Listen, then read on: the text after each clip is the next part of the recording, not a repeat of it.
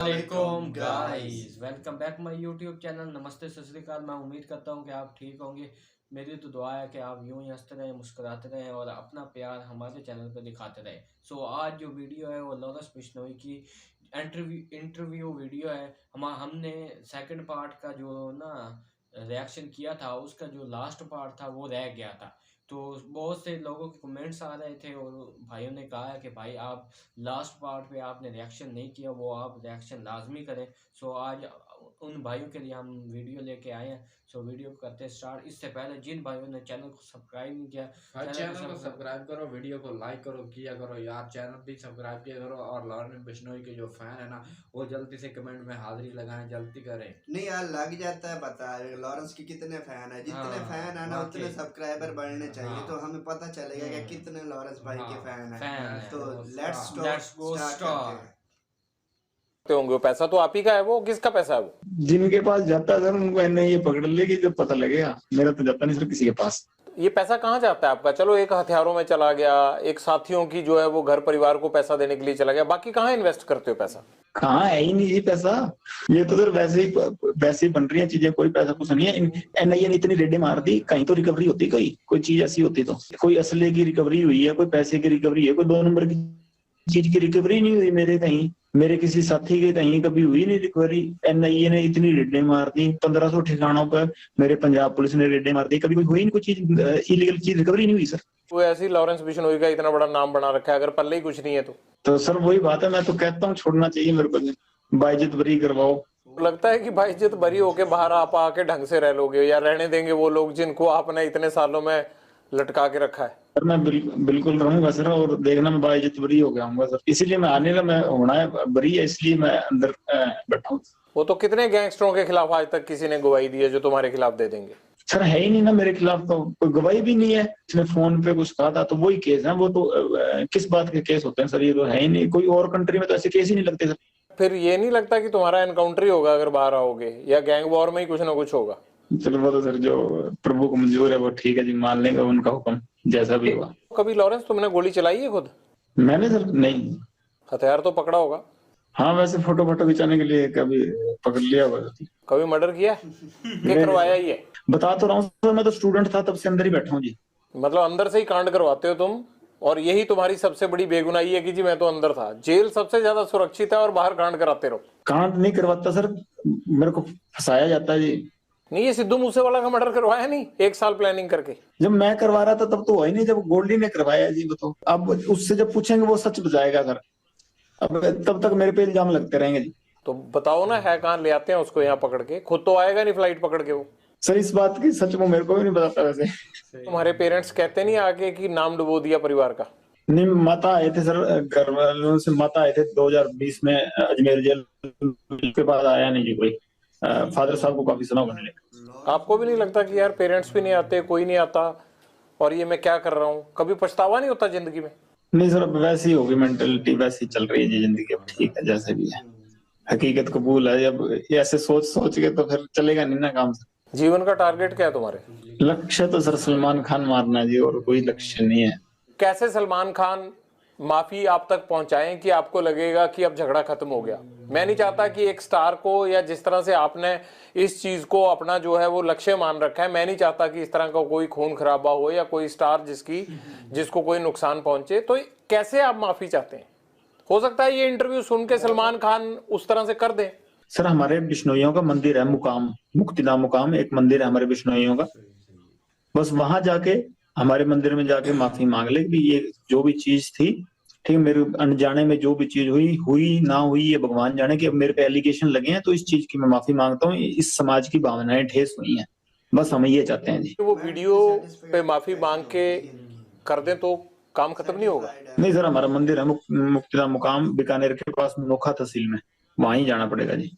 आपने ये मैसेज कभी भेजा सलमान खान को पहले, या कोशिश की? जी सर, मेरे से बॉम्बे पुलिस वाले या बॉम्बे के क्राइम डीसीपी साहब थे, उन्होंने बात की थी। मैंने सारों को ये मैसेज कहा था, तो वो कह रहे थे हम मैसेज दे देंगे। काफी समय ही हो गया, साल से ऊपर ही हो गया। पर अहंकार होता है ना सर आदमी का, वो ही लेके मारता है। वो राजा रावण का भी नहीं रहा, और इसका तो पता नहीं, अगर रावण से बड़ा हुआ तो रह जाएगा, नहीं तो हम नहीं तो कोई ना कोई तो जरिया बनेगा सर इसका, अगर भगवान की कृपा हुई तो। आप वीडियो पे भी कह रहे हो कि मैं सलमान खान को मारूंगा, वो माफी मांगे, तो इस बात को लेके पुलिस आप पे सख्ती क्यों नहीं करती कि आप कैसे मार दोगे ऐसे? तो ये तो सत्य है सर, इस चीज में क्या है, 1000 बार कहेंगे, जब तक हमारे समाज को ये नीचा दिखाएगा तो ये कहेंगे, चाहे बीच में से काट दें हमको। लॉरेंस, कभी ये नहीं लगता आपको कि यार एक तरफ मैं भगवान की पूजा करता हूँ, हनुमान भक्त हूँ, नशा नहीं करता, कोई ऐब नहीं है, और दूसरी तरफ क्राइम की इतनी दुनिया से जुड़ा हुआ हूँ कि बाहर लोगों को हर टाइम ये लगता रहता है कि यार फिरौती के लिए फोन आ जाएगा, किसी के घर के बाहर फायरिंग हो जाएगी अगर फिरौती नहीं देंगे। तो आपको लगता नहीं यार कि मैं हूँ क्या और बाहर मैं किस तरह बिहेव करता हूँ और अंदर पूजा पाठ करके मैं बचा रहता हूँ? लोग कहते हैं, जितने अफसर हमें मिलते हैं वो कहते हैं पूजा पाठ बड़ी करता है। ये तो अजीब ही काम है आप लोगों का यार। मैं यूनिवर्सिटी के झगड़े में जेल गया हूँ, बाहर से मैं कोई क्राइम नहीं था ना जी मेरा, ये गैंगवार अंदर से शुरू हुई, सारा कुछ अंदर से ही बना, मैं बाहर तो नहीं था। ये जो चीजें क्रिएट हुई हैं, मैं एक स्टेट की नहीं सर, मैं ये 5-6 स्टेटों की जेल में रह लिया, और कम से कम मतलब हिंदुस्तान की सिर्फ एक ईडी रहेगी जहां पे मेरे पूछताछ नहीं हुई, बल्कि हर एजेंसी में मेरी पूछताछ होगी। हर एजेंसी के लोग मेरे से पूछताछ कर गए, इन्वेस्टिगेट कर गए, हर जगह घूम लिया और हर जगह का पानी पी लिया सर। कि भी हाँ, मेरे को बताओ, एक यूनिवर्सिटी के केस में मैं अंदर गया हूँ चंडीगढ़ जेल में, और यहाँ ये चीजें क्रिएट हो गई, तो इसमें मेरा फॉल्ट है कि इस सिस्टम का फॉल्ट है? मैं तो बाहर ही नहीं आया ना उसमें। नहीं, पर तुम अंदर से क्राइम तो कराते हो ना? कैसे करवाता हूँ सर, वो तो आप बताओ ना सर। लोग सामने ही नहीं आते, आप फिरौतियां दे के, आपको जान बचा के, हाथ जोड़ के चुपचाप फोन पे पैसे देके चले जाते हैं। ये हुआ कैसे? 9-10 साल जेल में हो गए मेरे को, कैसे हुआ ये? आप इन्वेस्टिगेट, जो ये तो मेरे व्यक्तिगत एक आदमी को इन्वेस्टिगेट कर रही है एजेंसियां, मेरे पे लगे हुए हैं। घर से तो मैं हॉस्टल में आया था और उसके बाद लड़ाई झगड़े हो गए, चलो मेरा मतलब ये नेक्स्ट इलेक्शन लड़ता था यूनिवर्सिटी में, 100 चीजें हो गई, चलो मैं वहां से जेल आ गया हूँ, मैं तो गई नहीं ना कहीं। ये हुई कैसे चीजें? वो इन्वेस्टिगेट करवाओ एजेंसियों से कह के, कैसे हुई कि कोई और आदमी तो नहीं हो जाए ऐसा। पुलिस ऑफिसर वगैरह इस्तेमाल करते हैं आपको? नहीं सर, मेरे को तो नहीं कोई करता जी।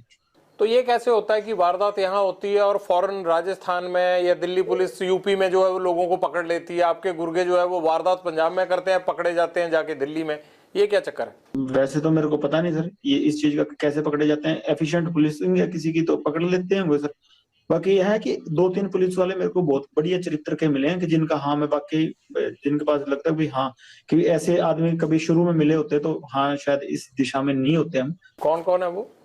कोई भी हो सर, एक मैं इतना बदनाम हूं, किसी का नाम लूंगा तो अगले आदमी का मतलब वो डाउन होगा जी, उसका रुतबा डाउन होगा। पर ऐसे 2-3 आदमी ऐसे मेरे को मिलेंगे जिनका वाकई उनको मतलब सामने जाते हैं तो सिर झुकता है जी। बाकी ये कभी इन्वेस्टिगेशन हुआ ना कि हम कैसे चीजें ये क्रिएट हुई, तो बहुत चीजें बदल जाएंगी सर, है ना। हम तो आज नहीं तो कल मर ही जाएंगे, पर ऐसे है कोई और चीजें उभरेंगी नहीं हमारी जैसी, हमारे जैसे जो असामाजिक तत्व है वो नहीं उभरेंगे जी दोबारा। कि इन्वेस्टिगेशन इस चीज पे हो। हम तो जैसे आप कह रहे हैं इनकाउंटर होना है, वो चलो होना है सर, हम इनकाउंटर नहीं होगा तो हमारे विपक्षियों के हाथ हो जाएगा, नहीं हो जाएगा तो अपनी मौत भी जाएंगे। ये तो सृष्टि का नियम है, जाना सभी ने है ना। तो ये कोई दिक्कत नहीं है, क्योंकि चेंज तो इस चीज से आएगा कि जैसे कि ये चीज इन्वेस्टिगेशन हो गई, स्टूडेंट ही थे, ये तो आपको भी पता सर कि हुई कैसे चीजें। आप क्राइम करते रहे होगे ना कोई, कैसे रहे आप अंदर? क्या कोई डेलिबरेटली आपको अंदर रखना चाहता था या किसी ने आपको रखा, फिर बाद में आप गैंगस्टर बन गए? शायद जेल में उस तरह की प्रथाएं थी कि हमें वैसे ना बनते तो जेल में मरते, या इतना मेरे से झुका नहीं गया जेल में जाके कि मैं अपने मोरल के मतलब अपनी गैरती खत्म कर दूं। हाँ, मेरे से नहीं झुका गया, फिर मैंने जेल में जाके वैसे ही हो गए जैसे जेल की प्रथाएं थी। ऐसा क्या हुआ शुरुआती दिनों में जेल में, आप बताइए ना, क्या हुआ ऐसा कि आपसे झुका नहीं गया? किसने झुकने को कहा आपको? नहीं, जेल में बनते हैं सर गुंडे, या फिर जेल में हो तो या वो होंगे या हम होंगे, तो वो प्रथाएं पहले जेल में चल रही थी, और बाहर जब हमारे भाइयों को मारा गया वो बाद की बात है। जेल में ऐसा आपके साथ क्या हुआ कि आपको लगा कि अब गैंगस्टर वाली राह पे जाना आसान है? झुकाना चाहते थे कि सलूट मारो जी, हमें नहीं मारा गया हमसे। कौन कहता था? जो जेल में गुंडे बनते थे जी, पहले चीजें बिगड़ती गई, हम भी बिगड़ते गए सर।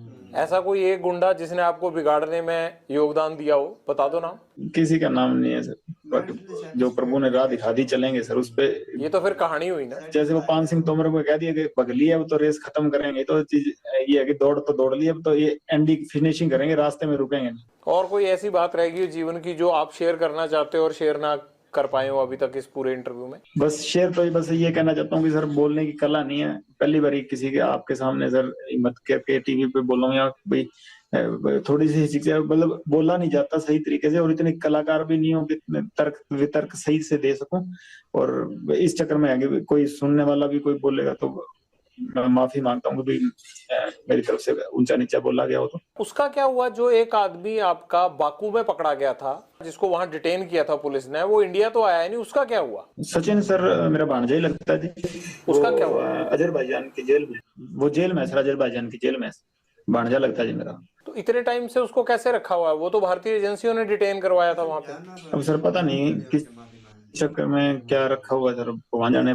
बेकसूर होगा सर, क्या पता, छोड़ते हैं, वहाँ कोई कानून हमारी सुनता हुआ तो। हाँ हाँ, आप बेकसूर हो, बाकी सारी दुनिया कसूरवार है।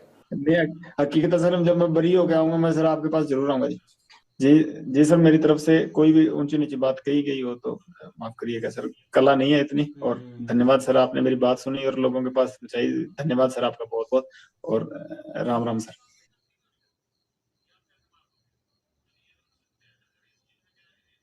सो गाइस, वीडियो पर रिएक्शन किया, बहुत से इंकशाफात खुले हैं इस इंटरव्यू में, और लॉरेंस भाई ने वो सवाल और जवाब, लॉरेंस भाई ने वो सवालात के जवाब दिए हैं जिनका हमारे दिल में ख्याल नहीं था। और दूसरी बात ये भी देखने को मिली कि उन्होंने सब जो केसेस उन पे डाले गए और उनका जो प्रूफ था ना, उनके सबूत के साथ उनको बताया है कि भाई ये केसेस थे, और किस तरह वो सिद्धू मूसेवाला जो सिस्टम चल रहा था, यानी कि उनके बारे में ये लॉरेंस बिश्नोई ने मरवाया है, या दूसरा वो सलमान खान का, तो उसने फाइनली बता दिया है कि हमारा जो बिश्नोई मंदिर है ना, उसमें आके सलमान खान आके हमारी माफ़ी मांग ले, और ये अनजाने में हुआ है या नहीं हुआ उसके बारे में ये बता रहे थे लॉरेंस भाई। वाकई यार, इसने सब कुछ बता दिया, और इन पर जो केसेस लगाए गए हैं वो बेबुनियाद लगाए गए हैं। भाई आपको कैसी लगी?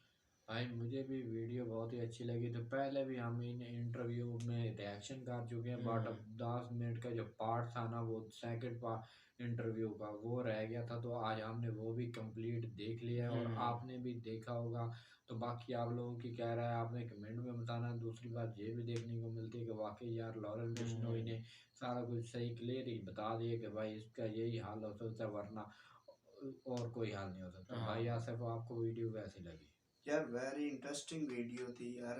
पता क्या है कि बाकी जो भी इसके केसेस हैं, जो भी चल रहा है, वो एक अलग बात है। ये जो इसने कहा है ना कि सलमान भाई को ये कहते हैं कि मैं तुझे मार दूंगा ये धमकी दी है, जो भी कहा है यार, वैसे एक सोचा जाए ना मेरे लिहाज से तो यार गलती किसी से भी हो सकती है, ठीक है ना भाई। किसी को पता थोड़ी होता है कि किसी की भावनाओं को ठेस पहुंचेगी। अगर ऐसा पता होता तो भाई जानबूझ के कोई भी नहीं करता, ठीक है ना। अगर सलमान भाई से गलती हो गई, चलो छोड़े, आप उन्हें माफ कर दें। उसे क्या पता था कि आपकी इतनी इस रिलेशन है इस हरनी से, या जो भी चीज़ थी, ये इस बारे में मुझे खासा इल्म नहीं है। तो भाई गलती किसी से भी हो सकती है। आप इतना रिएक्ट ना करो कि किसी की जान के पीछे ही पड़ जाओ, ठीक है ना। तो बाकी आप नेक्स्ट वीडियो देखने के लिए कमेंट कीजिएगा कि किस वीडियो पे रिएक्शन करें हम, लाइक कीजिएगा और चैनल को सब्सक्राइब लाजमी किया करें। तो मिलते हैं नेक्स्ट वीडियो में। तब तक के लिए अल्लाह बाय हाफ़िज़। बाय।